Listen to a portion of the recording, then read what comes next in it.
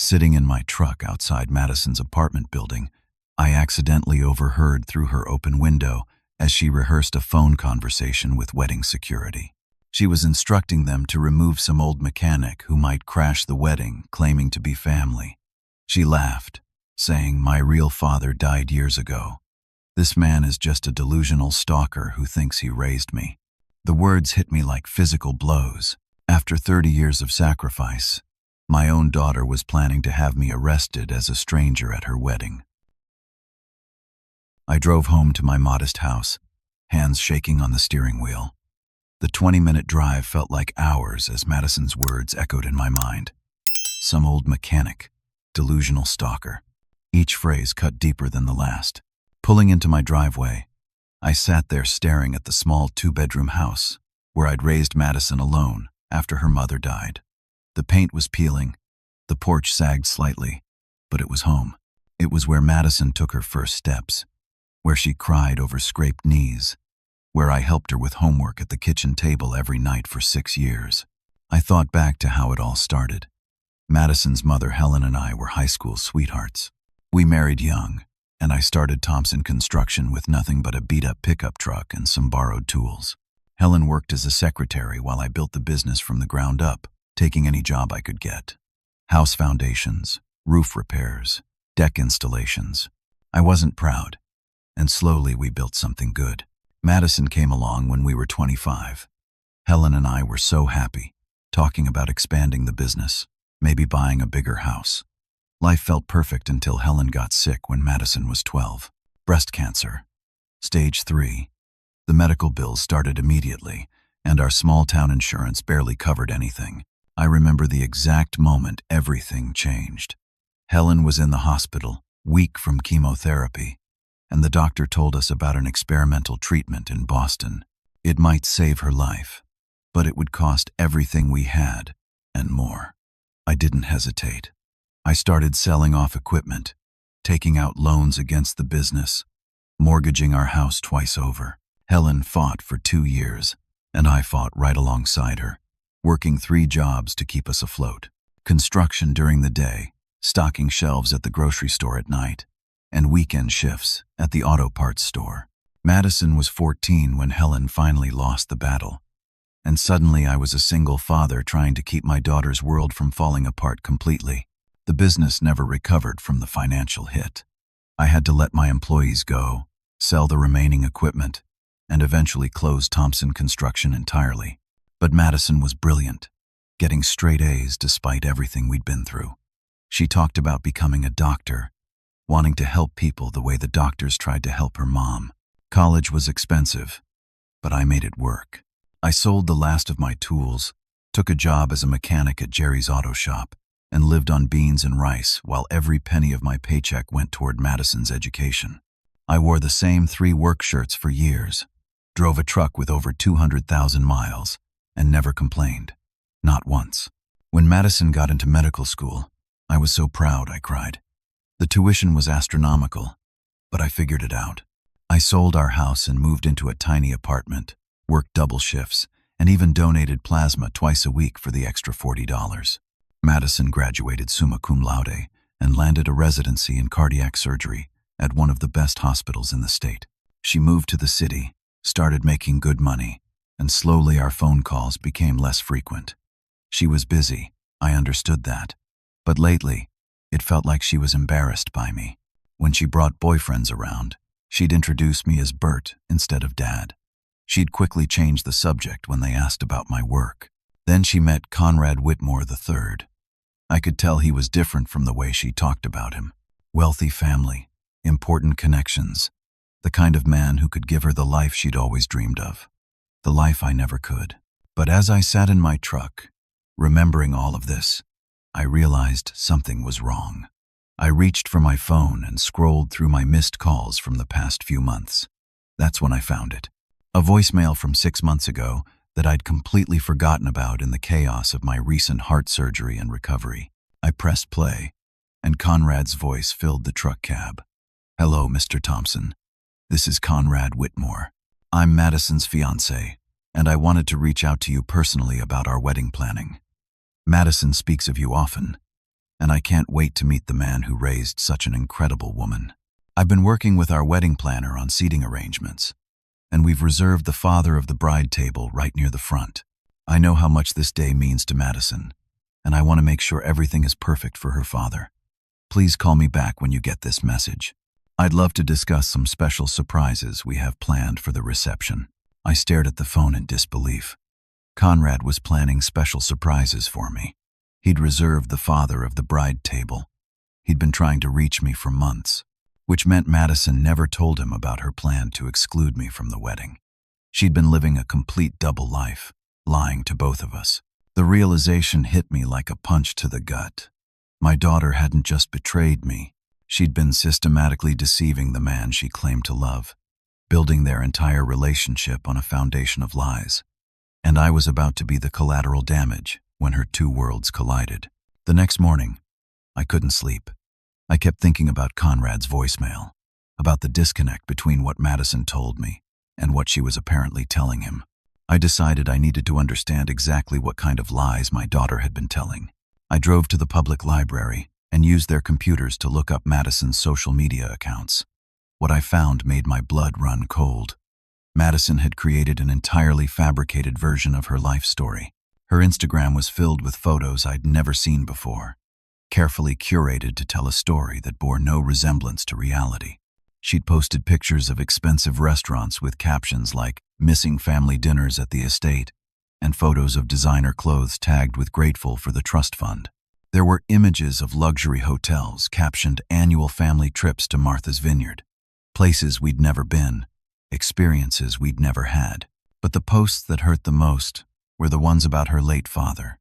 She'd shared old photos of us together, but with captions that rewrote our entire history. A picture of me in my work clothes became Dad in his sailing outfit before the accident. A photo of our tiny apartment was cropped and captioned, "the carriage house at our family estate." She'd even posted a picture of my old pickup truck, claiming it was her father's vintage collector vehicle. I scrolled deeper and found a post from 2 years ago that made my hands shake. It was a photo of a gravestone that wasn't mine, with the caption, "2 years without you, Dad. I know you'd be proud of the woman I've become and the man I'm marrying. Conrad reminds me so much of you, with your business sense and strong values. I wish you could walk me down the aisle, but I'll carry you in my heart. Rest in peace, Bertram Thompson, beloved father and successful entrepreneur." The post had dozens of comments from people I didn't recognize, offering condolences and sharing memories of a man who didn't exist. Conrad had commented too, "I wish I could have met him, sweetheart. But I see so much of his strength and character in you every day." I felt sick. Madison had been grieving a fictional version of me while I was still alive, still loving her, still hoping we'd find our way back to each other. She'd killed me off in her story, so she could reinvent herself completely. I printed out the social media posts and drove to my storage unit, where I kept boxes of old paperwork from the years after Helen died. Digging through files, I found something that confirmed my worst suspicions. Mixed in with old medical bills and insurance papers were envelopes addressed to me that had been opened and resealed. The return addresses told the story. Christmas cards from my sister in Ohio, birthday cards from Helen's family, even letters from the Veterans Administration about benefits I never knew I qualified for. Madison had been intercepting my mail for months, maybe years, making sure Conrad never learned about my extended family. But there was more. I found documents I'd never seen before, papers with my signature on them that I definitely didn't remember signing, a power of attorney form naming Madison as my legal representative, medical directive papers giving her complete control over my healthcare decisions, financial documents allowing her to access my bank accounts and make decisions about my property. The signatures looked like mine, but they were too perfect, too consistent. Madison had been practicing my handwriting and forging legal documents. She'd been preparing to take complete control of my life, probably planning to have me declared incompetent or moved to a nursing home where Conrad would never encounter me. The final piece of evidence was the most damning. At the bottom of one of the boxes, I found a folder labeled "Wedding Planning" in Madison's handwriting. Inside were printouts of emails between Madison and Conrad's mother, Patricia Whitmore. Reading those emails was like watching my daughter become someone I didn't recognize. She'd told Patricia that she came from old New England money, that her family had been in shipping and real estate for generations. She'd claimed to have attended private boarding schools and spent summers in the Hamptons. She'd invented dead grandparents with impressive social connections and described a trust fund that would ensure her financial independence.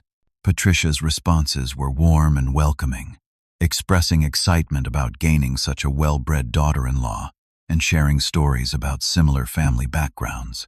She'd even invited Madison to family events and introduced her to society friends as Conrad's fiancée from the Thompson family of Boston. The lies were so elaborate, so detailed, that Madison must have spent months crafting them. She'd researched real families, borrowed their histories, and created a complete fictional identity. And all of it depended on me staying out of the picture permanently. But the last email in the folder changed everything. It was from Robert Whitmore Jr., Conrad's father, addressed to Patricia but copied to Madison. The subject line read, "Thompson Construction Connection. Patricia." The email began, "I've been thinking about Madison's family name, and I believe I may have known her father years ago. Thompson Construction built our summer house on Lake George about 20 years ago. The owner was a man named Bertram Thompson, and I remember him being incredibly honest and skilled. His craftsmanship was impeccable, and he went above and beyond to make sure everything was perfect for our family. If this is the same Thompson family, then Conrad has chosen very well indeed. A man's character shows in his work, and Bertram Thompson was a man of exceptional character. I'm looking forward to reconnecting with him at the wedding and sharing some stories about the beautiful work he did for us." I sat back in my chair, stunned. Robert Whitmore remembered me. Not only that, he respected me, appreciated the work I'd done for his family. He was looking forward to seeing me at the wedding, expecting to reconnect with someone he considered a man of character. Madison must have panicked when she received that email. Her carefully constructed lies were about to unravel the moment Robert and I had a conversation. No wonder she was planning to have me removed by security. She wasn't just protecting her fake identity anymore. She was trying to prevent a disaster that would expose everything. As I drove home, I realized that Conrad and his family weren't the villains in this story. They were victims too, being manipulated and lied to just like I was. Conrad genuinely wanted to honor me at his wedding. His parents respected my work and my character. They were good people who'd welcomed my daughter into their family based on who they thought she was. But Madison was about to destroy all of that. Her lies had created a web so tangled that the only way she could see to escape was to eliminate me entirely. She was willing to sacrifice her relationship with me, her integrity, and ultimately her relationship with Conrad, rather than tell the truth about who she really was. That's when I decided Madison needed a gift she'd never forget. Something that would force the truth into the open and let everyone involved make their decisions based on reality instead of fantasy. I was done being erased from my own daughter's life. The next morning, I called Frank Morrison, my old business partner from Thompson Construction. Frank and I had started the company together 30 years ago, and when I had to sell my share to pay for Helen's medical bills, Frank had bought me out for whatever cash I needed at the time. It wasn't much, but it kept us afloat. Frank was surprised to hear from me. "Bert, I've been trying to track you down for 2 years. Where the hell have you been?" I explained about my heart surgery and the months of recovery, how I'd been overwhelmed with medical appointments and physical therapy. Frank listened patiently, then dropped a bombshell. "Bert, I need you to sit down for this. Remember that land where we built the Morrison Development Office Complex? The 20 acres on Route 32 that you sold me as part of your buyout?" I remembered. It had been worthless back then, just scrub land outside of town that nobody wanted. I'd practically given it to Frank as part of our partnership dissolution. The state announced plans for a new highway interchange right through that property. The land is now worth $3.7 million. And according to our original partnership agreement, you're entitled to 40% of any future profits from land sales. Bert, you're owed almost $1.5 million. I nearly dropped the phone. "Frank, that's not possible. I signed everything over to you. You signed over the business, but our partnership agreement included a clause about land appreciation. My lawyer found it when we were preparing for the sale. It's ironclad, Bert. The money is yours." I've been holding it in escrow for 2 years, waiting to find you." After I hung up, I sat in my kitchen trying to process what Frank had told me. I wasn't broke. I wasn't the struggling mechanic Madison was ashamed of. I had resources, options, the ability to take care of myself without being a burden to anyone. But there was more. Going through my mail that afternoon, I found a certified letter that had been delivered while I was at the library. It was from Helen's old life insurance company, Mutual Benefit Life. The letter explained that Helen's policy, which I thought had lapsed years ago due to missed premium payments, had actually been converted to a paid-up policy that continued to accrue value. The policy had matured into a substantial trust fund meant for our future grandchildren, and the insurance company had been trying to contact the beneficiaries for months. Helen had set up the policy so that any children Madison might have would receive educational funding, just like the funding I'd struggled to provide for Madison herself. The trust was worth over $400,000, waiting for Madison to claim it for her future family. But the insurance company needed Madison's current contact information to process the claim, and they'd been sending notices to my old address for over a year. If Madison had been intercepting my mail, she'd prevented herself from learning about an inheritance that Helen had specifically set aside for her grandchildren. As I sat reading the insurance documents, I realized Helen had been planning for Madison's future, even as she was dying. She'd used her own life insurance policy to create a legacy of education and opportunity, the same values we'd both tried to instill in our daughter. Madison could use this money to start her own family without the financial struggles we'd faced. But the biggest surprise was yet to come. That evening, I found another letter that had been delivered to my neighbor by mistake. It was from Robert Whitmore, Jr., Conrad's father, addressed personally to me at my old address. I opened it with trembling hands. "Dear Bert," the letter began, "I hope this letter finds you well. Patricia and I are so excited about Conrad's upcoming wedding to your daughter Madison. She's a remarkable young woman, and we feel blessed to be welcoming her into our family. I wanted to reach out because I believe we have a connection that goes beyond this wedding. About 20 years ago, Thompson Construction built our summer house on Lake George. You probably don't remember the project, but I certainly remember you. Your attention to detail, your commitment to quality, and your personal integrity made such an impression on me that I've recommended your work to friends many times over the years. When I learned that Madison was your daughter, I understood immediately where she gets her strength and character. The apple doesn't fall far from the tree, as they say. I've been looking forward to reconnecting with you at the wedding and sharing some stories about the beautiful work you did for our family. I also wanted to mention that our company, Whitmore Industries, is always looking for quality subcontractors for our development projects. If you're still in construction, or if you know reliable people in the trade, I'd love to discuss some potential opportunities. Good craftsmanship is hard to find these days, and I remember yours being exceptional. Please give my best regards to Madison, and tell her how much we're looking forward to officially welcoming her to the family. Warmest regards, Robert Whitmore, Jr. I read the letter 3 times, hardly believing what I was seeing. Robert Whitmore wasn't just being polite. He genuinely respected me and my work. He was looking forward to seeing me at the wedding, and he'd even kept my business in mind for potential future projects. This wasn't about class or social status. This was about character and integrity, qualities that Robert had recognized in me 20 years ago and still valued today. Madison had been so worried about her fictional background being exposed that she'd never realized Conrad's family would respect her real background just as much. But more than that, I realized Madison had robbed herself of opportunities. Frank's land deal could have helped both of us. Helen's trust fund could have given Madison's future children the educational advantages she'd worked so hard to achieve for herself. Robert's business connections could have helped me rebuild Thompson Construction on a scale I'd never imagined possible. By trying to erase me from her life, Madison had cut herself off from resources and relationships that could have benefited us both. She'd been so focused on maintaining her lies that she'd never given truth a chance to work in her favor. That's when I knew what Madison's wedding gift needed to accomplish. It wasn't about revenge or embarrassment. It was about forcing her to confront the choice between the fictional life she'd built and the real opportunities that truth could provide.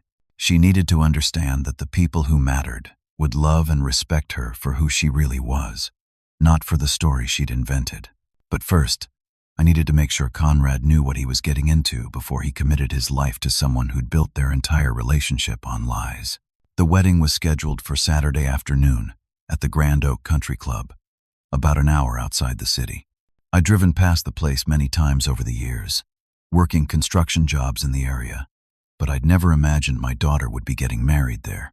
Friday evening, my phone rang. It was Madison, and I could hear the panic in her voice before she even spoke.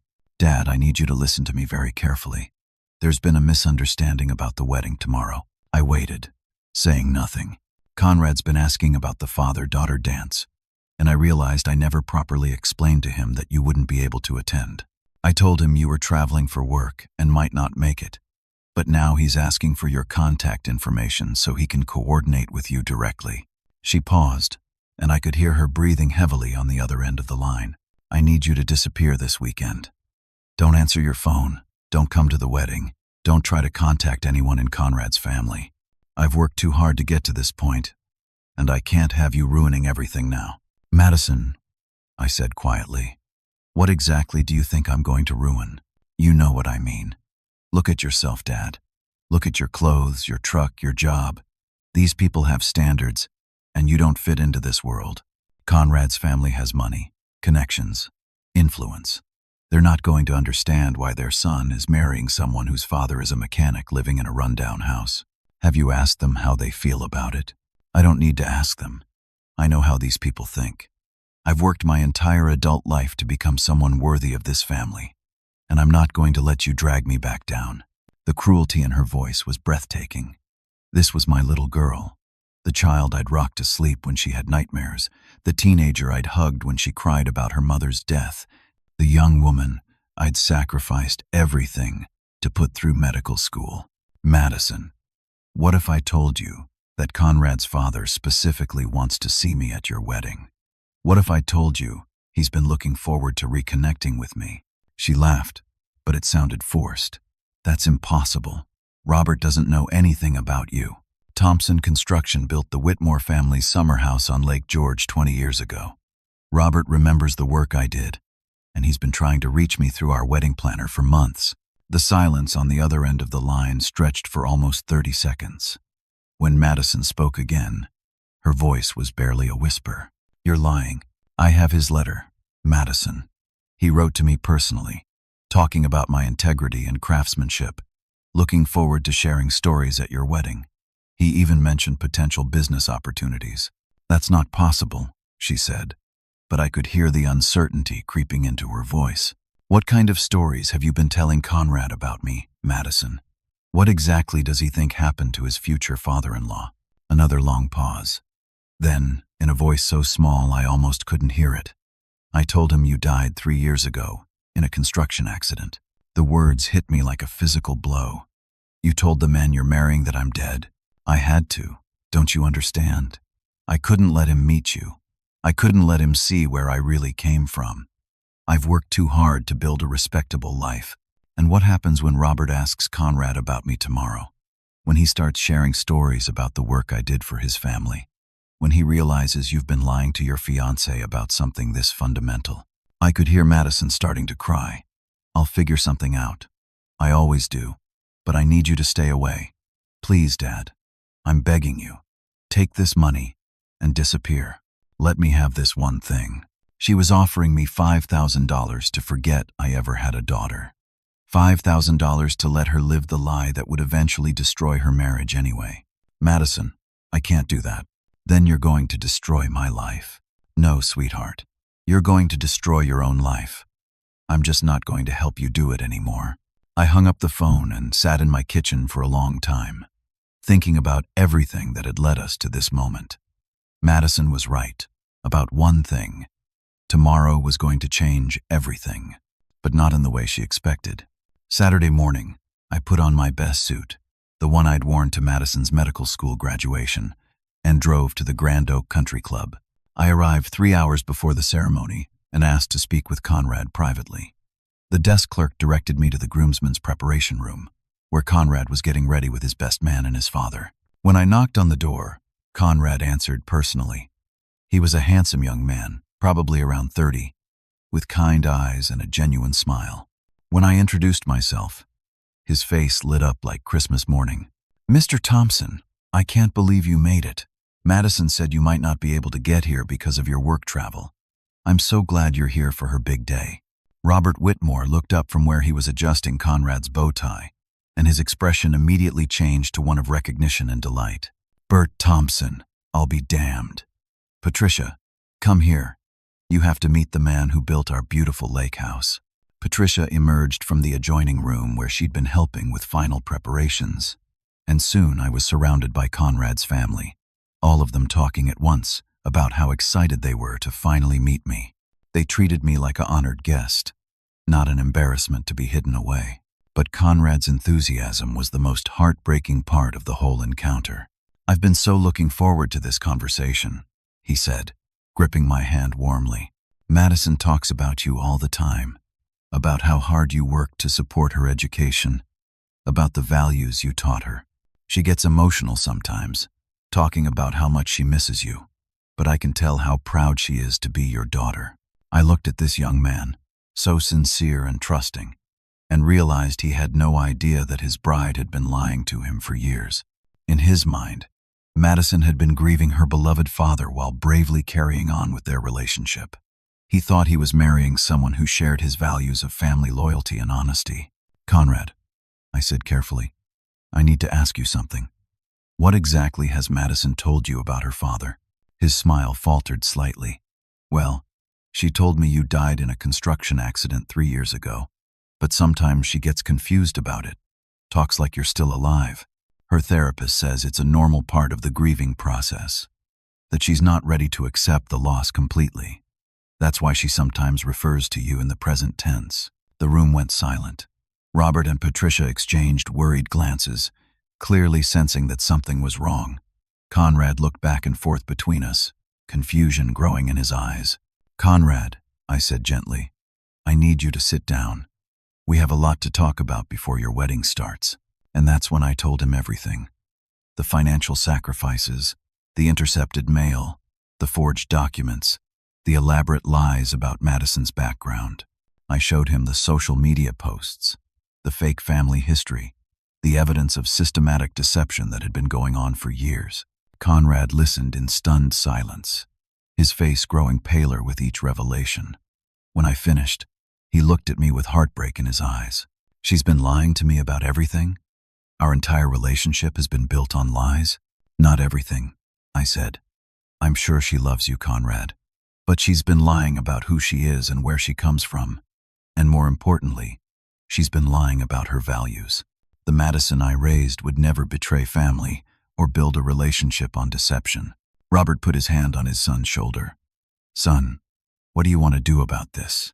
Conrad stood up and walked to the window, looking out at the wedding preparations happening on the lawn below.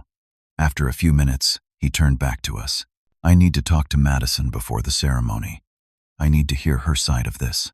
And if she admits it's all true." Conrad was quiet for a long time. Then he said, "I don't know if I can marry someone who could do this to her own father.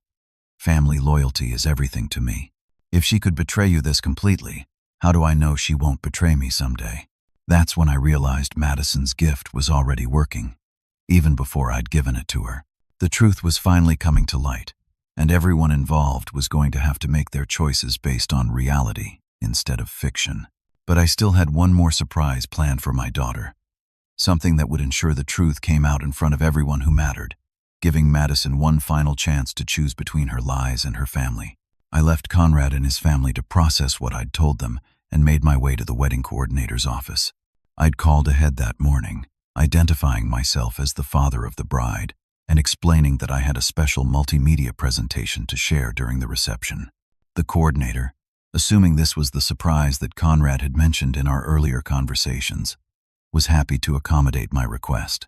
The presentation I'd prepared wasn't meant to humiliate Madison. It was meant to tell the truth about our family, our struggles, and our love for each other. If she was going to reject me publicly, then our entire story deserved to be told publicly too. I'd spent 3 days putting together a slideshow that chronicled Madison's real childhood and my real sacrifices. It started with innocent baby pictures, Madison's first steps in our tiny apartment, birthday parties with homemade cakes and dollar store decorations. But gradually, the presentation revealed the full scope of what we'd endured together. There were photos of me working on construction sites, covered in dust and sweat, with timestamps showing the long hours I'd worked to support Madison's education. Images of our modest apartment, our secondhand furniture, our carefully budgeted grocery shopping trips. Pictures of Madison studying at our kitchen table while I worked on paperwork late into the night, both of us making sacrifices for her future. The most powerful slides showed the progression of my sacrifice over the years. Photos of my business equipment being loaded onto trucks as I sold everything to pay for Helen's medical treatment. Images of Helen in the hospital, with Madison and me by her bedside, fighting together as a family. Pictures of Madison's graduation from medical school, where I stood in the back of the auditorium because I couldn't afford seats in the family section. I'd included voice recordings I'd made years ago of Madison as a child, bedtime conversations where she promised to take care of me when I got old, moments where she told me she loved me and was proud to be my daughter.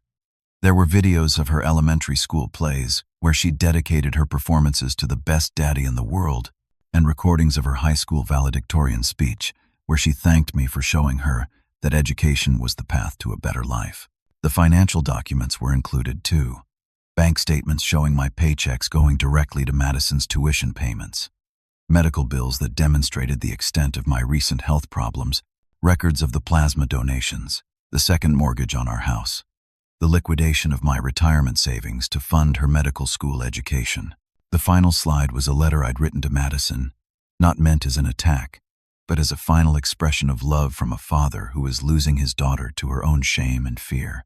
Madison, the letter read, "You wished your father was dead, and today you got your wish. The man who raised you dies here, so you can have the family you invented. But before he goes, he wants you to know that every sacrifice was worth it because it gave the world Dr. Madison Thompson, a brilliant woman who saves lives every day. You were never something to be ashamed of, and neither was I. I hope someday you'll remember that the best parts of who you are came from the love we shared, not from the lies you've told. Love always, the stranger who loves you anyway. Bertram Thompson." The presentation was set to play during what the wedding coordinator thought was a tribute to family during the reception dinner. Madison had supposedly pre-approved it through email exchanges that I'd handled with a temporary email address, making it appear that Conrad was organizing a surprise for his bride. As guests gathered for the reception, I positioned myself near the back of the hall, close to the exit. I wasn't planning to make a scene or confront Madison publicly. I just wanted the truth to be told, completely and honestly, so everyone could make their decisions based on reality. The presentation began innocently enough. Guests smiled at the baby pictures and childhood memories, assuming they were watching a normal wedding tribute video. But as the images progressed and the financial documents appeared, the atmosphere in the room began to change. I watched Conrad's face as he realized what was happening. He'd been expecting his surprise tribute to play, but instead he was seeing proof of everything I'd told him earlier. His parents were watching too, their expressions shifting from confusion to understanding to outrage as they grasped the full scope of Madison's deception. Madison herself was standing at the head table, frozen in horror as her carefully constructed world collapsed in front of 200 guests. When the voice recordings of her childhood promises began playing, I saw her knees buckle slightly, and Conrad moved to steady her. The room fell completely silent as my final letter appeared on the screen. Guests read the words in stunned silence, beginning to understand that they were witnessing something much more serious than a wedding tribute. This was a father's goodbye to a daughter who had betrayed him so completely that she'd tried to have him erased from her life entirely. When the presentation ended, the silence stretched for what felt like hours, but was probably only seconds. Then Conrad stepped up to the microphone at the head table, his face pale but determined. "Ladies and gentlemen," he said, his voice carrying clearly through the silent room, "I need to speak with my bride privately. Please enjoy your dinner, and we'll return shortly." Conrad took Madison's hand and led her out of the reception hall, with both sets of parents following behind them. I could see Madison looking back over her shoulder as they left, her eyes searching the crowd until they found me standing by the back door. The expression on her face was one of complete devastation. But also, I thought, perhaps the first spark of understanding about what she'd actually done to our relationship and to Conrad's trust in her. I didn't wait to see what happened next. I delivered my gift, told my truth, and given both Madison and Conrad all the information they needed to make their own choices about their future. Whatever happened now was up to them. I walked out to the parking lot, got in my truck, and drove home to wait for the phone call I knew would come. Madison would need to decide what kind of person she wanted to be, and for the first time in years, she'd have to make that decision based on truth instead of lies. The gift I'd given her wasn't revenge. It was the opportunity to choose authenticity over deception, real love over manufactured perfection, and family loyalty over social climbing. Whether she'd accept that gift or reject it entirely remained to be seen. But at least now, everyone involved knew exactly what they were choosing between. I sat in my living room that evening, waiting. I knew Madison would call eventually, once she'd processed what had happened and figured out how to respond. I'd turned my phone on silent, but I checked it every few minutes, watching for the call that would determine whether I still had a daughter or whether the presentation had truly ended our relationship forever. The call came at 11:30 that night. When I saw Madison's name on the caller ID, I let it ring 3 times before answering, steeling myself for whatever was about to happen. "Where are you?" she screamed, her voice so loud I had to hold the phone away from my ear. I took a breath and said calmly, "Did you enjoy my gift?" The explosion of rage that followed was unlike anything I'd ever heard from Madison.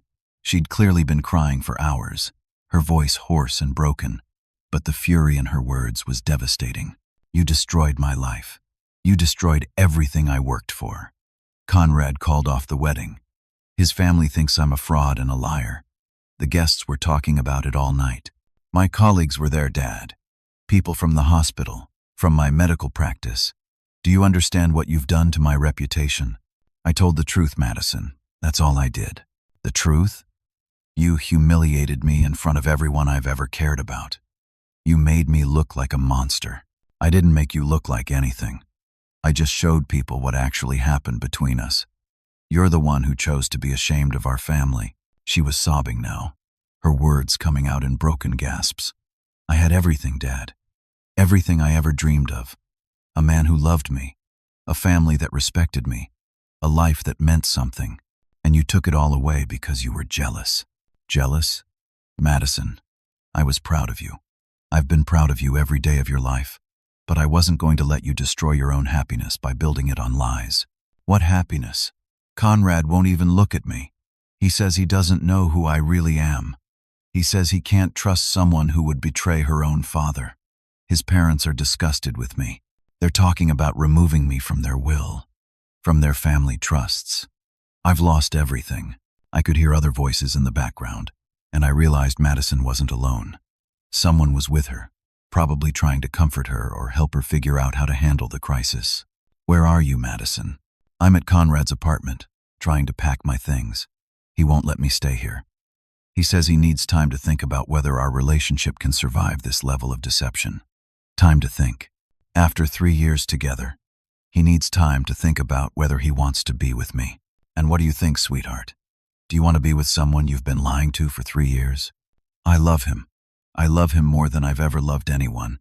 But you've poisoned him against me. You've made him think I'm some kind of monster who abandons family. Madison, I need you to listen to me very carefully. Conrad's reaction isn't about me. It's about his values. Family loyalty is important to him, and you violated that value in the worst possible way. But that doesn't mean your relationship is over. How can you say that? You saw what happened tonight. You saw how he looked at me.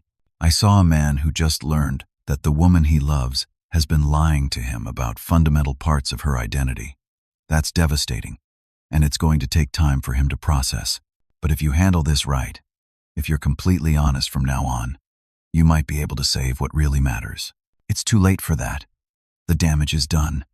Everyone knows what I did. Everyone knows what you used to do. They don't know who you're going to choose to be from now on. There was a long pause, And when Madison spoke again, her voice was smaller, more vulnerable than I'd heard in years. What am I supposed to do, Dad? How do I fix this? You start by telling the truth. All of it. To Conrad, to his family, to yourself.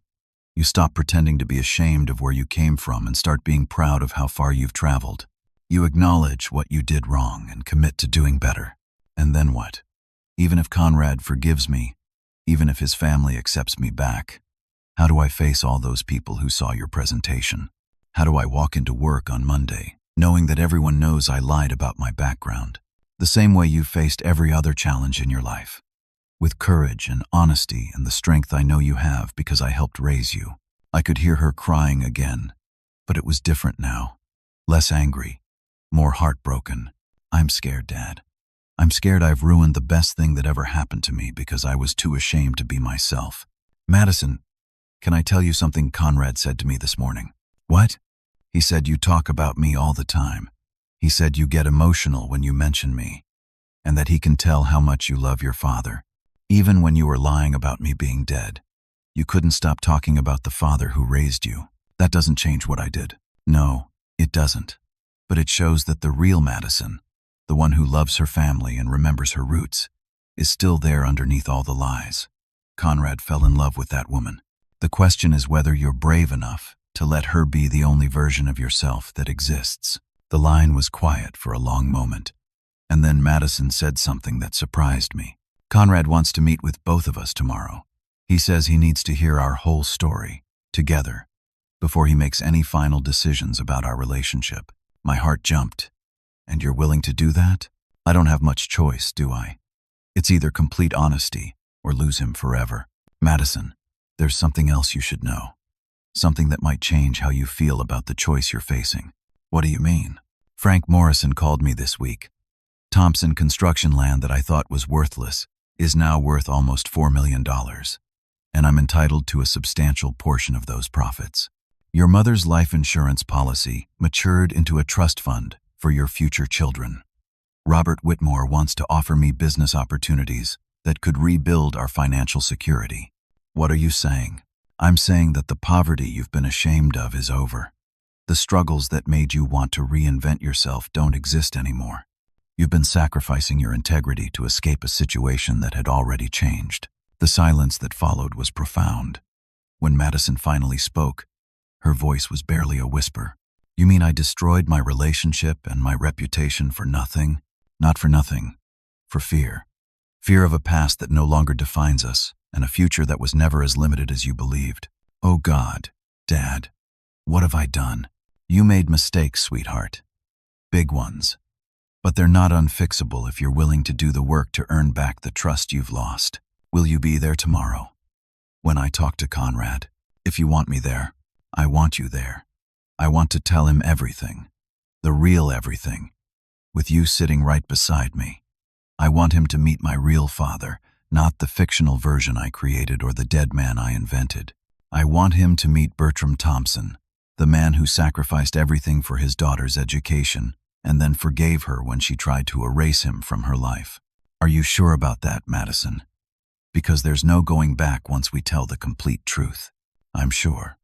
For the first time in years, I'm completely sure about something. When we hung up, I sat in my living room feeling something I hadn't experienced in months. Hope. My daughter was still in there, underneath all the lies and pretension. She was scared and hurt and facing the consequences of her choices, but she was ready to fight for what really mattered. Tomorrow would determine whether Conrad could love the real Madison as much as he'd loved the fictional version. But regardless of what happened with her relationship, I was getting my daughter back, and that was worth more than any gift I could have given her. The meeting took place the next Sunday afternoon at my house.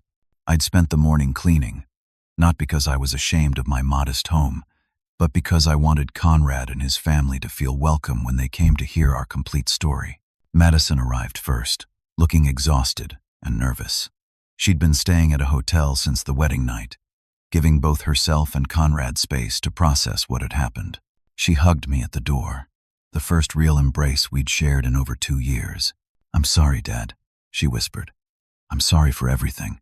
I know, sweetheart. We'll get through this together. Conrad arrived with his parents, all of them looking understandably cautious. Robert and Patricia had been kind to me at the wedding, but they were clearly struggling to reconcile the man they'd met with the elaborate lies their future daughter-in-law had told about her family. We sat around my kitchen table, the same table where Madison had done her homework as a child, where I'd helped her study for medical school entrance exams, where we'd shared thousands of meals and conversations over the years. It felt like the right place to finally tell the complete truth about our family. Madison spoke first, her voice steady but filled with emotion. She told Conrad everything, the shame she'd felt about our modest background, the pressure she'd experienced in medical school when surrounded by wealthy classmates, the gradual construction of her fictional family history, and the increasing desperation that had led her to plan my exclusion from their wedding. I convinced myself that I was protecting our relationship, she said, looking directly at Conrad. I thought that if you knew the truth about where I came from, you'd realize I wasn't good enough for your family. But the real truth is that I wasn't being good enough for my own family. Conrad listened without interrupting, his expression serious but not unkind. When Madison finished, he turned to me. Mr. Thompson, I need to understand something.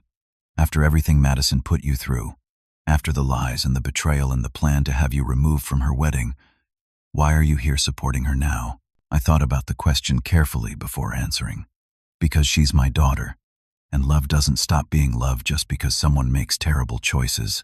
Madison lost her way for a while, but the woman who's sitting here today, telling you the truth and taking responsibility for her mistakes, this is the daughter I raised. This is who she really is, when she's not being driven by fear. Robert leaned forward in his chair. But how do we know she won't lie again when things get difficult? How does Conrad build a marriage with someone who's capable of this level of deception? It was Madison who answered, her voice growing stronger as she spoke. You don't know. I can't prove to you that I'll never lie again just by saying I won't. But I can tell you what I've learned from this experience, and you can decide for yourselves whether that's enough foundation to build on. She turned to Conrad, reaching for his hand. He hesitated for a moment, then let her take it. Conrad, I lied to you because I was afraid you wouldn't love the real me. But by lying, I guaranteed that you couldn't love the real me, because you never got to meet her. I cheated both of us out of the authentic relationship we could have had. Tears were streaming down her face, but her voice remained steady.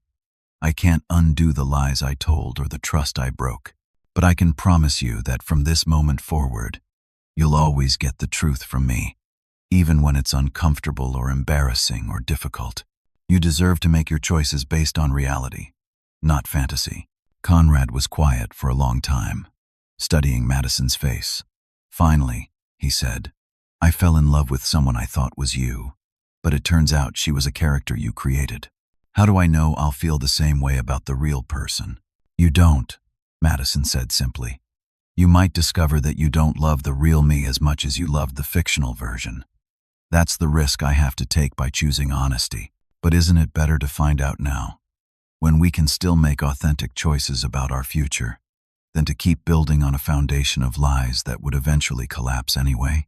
Patricia spoke up for the first time. Madison, I'm having trouble understanding how someone with your intelligence and education could make such consistently poor choices about something so fundamental as family loyalty. Can you help me understand that? Madison nodded, taking a deep breath. I think it started with grief. When my mother died, I was angry at the world for being unfair. I was angry that we had to struggle financially while other families seemed to have everything easy. And I was angry at my father for not being able to fix it, even though I knew logically that he was doing everything possible. She looked at me with regret in her eyes. As I got older, instead of processing that grief and anger in healthy ways, I started to believe that the problem wasn't life being unfair. It was us being inferior. I convinced myself that if we'd been better, richer, more educated, more sophisticated, we wouldn't have had to suffer the way we did. But that's not how life works, Conrad said gently. I know that now. But for years I believed that I could escape future suffering by becoming someone completely different from who I was raised to be. I thought that if I could transform myself into the kind of person who belonged in privileged circles, I'd be safe from the pain and loss I experienced as a child. Robert nodded slowly, but instead, You created a different kind of suffering. Exactly. I hurt my father. I hurt Conrad. I hurt myself. And I damaged relationships that could have been sources of strength and support. I created the very isolation and insecurity I was trying to escape. The conversation continued for over 2 hours, with questions and answers, explanations and apologies, moments of tension, and moments of genuine connection. Gradually, I watched Conrad and his parents begin to see Madison not as the deceiver who had manipulated them, but as a wounded person who had made terrible choices out of fear and pain. Finally, Conrad stood up and asked Madison to take a walk with him in my backyard.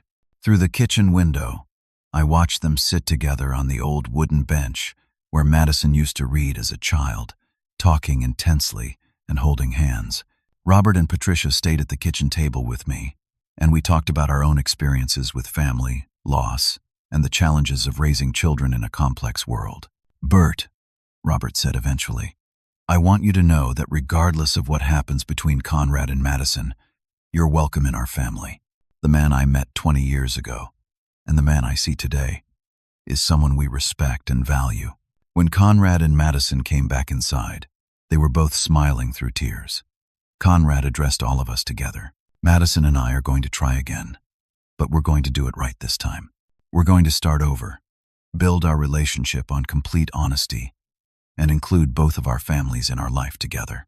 It's not going to be easy, and there's a lot of trust to rebuild, but we love each other enough to do the hard work." Madison turned to me. "Dad, would you be willing to walk me down the aisle at our real wedding? The small, intimate ceremony where everyone knows exactly who we are and loves us anyway." 6 months later, I did exactly that. The wedding was held in the garden behind my house, the same backyard where Madison had played as a child. There were only 50 guests, but every single one of them knew our complete story and was there to celebrate not just Madison and Conrad's love for each other, but the triumph of truth over deception and authentic family loyalty over artificial social climbing. Conrad's family and my family mixed together naturally, sharing stories and creating new connections based on genuine mutual respect. Frank Morrison served as my best man, and Robert Whitmore gave a toast about the importance of integrity in building lasting relationships. Madison wore her mother's wedding dress, altered to fit her, and carried a bouquet that included flowers from Helen's favorite garden. During the ceremony, she spoke about the values her mother and I had tried to instill in her, and how she'd lost her way for a while but found her back to what really mattered. But the most meaningful moment for me came during the father-daughter dance. As we swayed to the same song Helen and I had danced to at our own wedding, Madison whispered, "Thank you for loving me enough to force me to choose between my lies and my family. Thank you for showing me that the truth, even when it's painful, is always better than the most comfortable lie." I've learned something important through this experience about the nature of love and family and the courage it takes to live authentically. Sometimes the greatest gift you can give someone is the truth, even when that truth is difficult to hear, and even when telling it risks destroying the relationship you're trying to save. Madison had to learn that running away from who she was would never make her happy, because happiness built on deception is ultimately hollow and unsustainable. She had to discover that the people who truly love her would love her for her authentic self, not for the perfect image she thought she needed to project. And I had to learn that sometimes protecting someone from the consequences of their choices isn't actually protecting them at all. Sometimes the most loving thing you can do is step back and let someone face the full reality of the choices they've made, trusting that they have the strength and character to learn from their mistakes and choose better in the future. Our family is stronger now than it's been in years, not because we've avoided pain or conflict, but because we've worked through it honestly and come out the other side with a deeper understanding of what really matters. Madison and Conrad are building a marriage based on truth and mutual respect, and I'm building a new relationship with my daughter based on who we really are, rather than who we wish we were or who we're afraid we might be. The money Frank returned to me has allowed me to restart Thompson Construction on a small scale, taking on projects that bring me joy rather than just paying the bills. Madison and Conrad are expecting their first child next spring, and Helen's trust fund will help ensure that their children have the educational opportunities Madison and I both value so highly. But the real treasure isn't financial. It's the knowledge that our family has learned to choose truth over comfort, authenticity over perfection, and love over fear. We've learned that the people worth having in your life will love you for who you really are, and that trying to be someone else in order to earn love is a betrayal not just of others but of yourself. I want to ask you something, and I hope you'll share your thoughts in the comments below. Have you ever been in a situation where someone you loved was living a lie that was hurting them and the people around them? How did you handle it? Did you try to protect them from the consequences? Or did you choose to tell the truth, even knowing it might be painful? These are some of the hardest decisions we face in life, and I think we can all learn from each other's experiences and wisdom. Please take a moment to like this story if it resonated with you. Subscribe to hear more stories about family, love, and the courage to live authentically. And share this with someone who might benefit from hearing about the power of choosing truth over deception. Thank you for listening to my story, and I hope it reminds you that it's never too late to choose authenticity over artifice, and that the people who truly matter will love you not despite your flaws and struggles, but because of the strength and character you've developed by working through them. The best families aren't the ones that never face challenges. They're the ones that face challenges together with honesty, courage, and love.